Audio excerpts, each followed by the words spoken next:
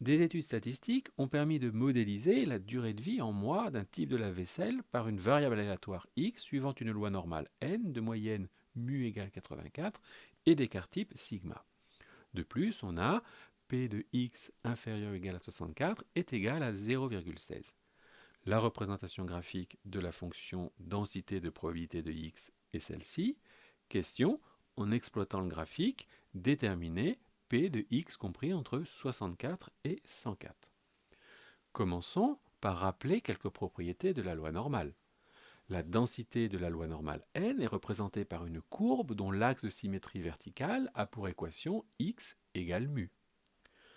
On utilise donc le graphique en plaçant les valeurs 84 qui correspond à la moyenne et 104 qui correspond à la borne supérieure de la probabilité recherchée.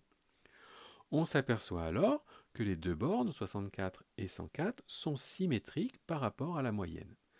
Il est alors possible d'écrire P de x compris entre 64 et 104 est égal à P de x compris entre 84 moins 20 et 84 plus 20.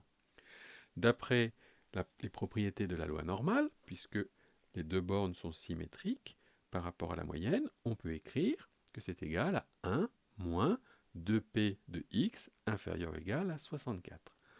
On remplace p de x inférieur ou égal à 64 par sa valeur, c'est-à-dire 0,16. Et on obtient 1 moins 0,32. Et après calcul, on a 0,68.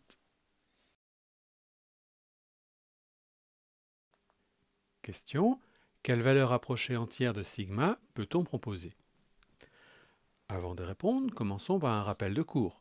Soit x une variable qui suit une loi normale de paramètres mu et sigma carré, alors la probabilité que x appartienne à l'intervalle mu moins sigma, mu plus sigma est d'environ 68%.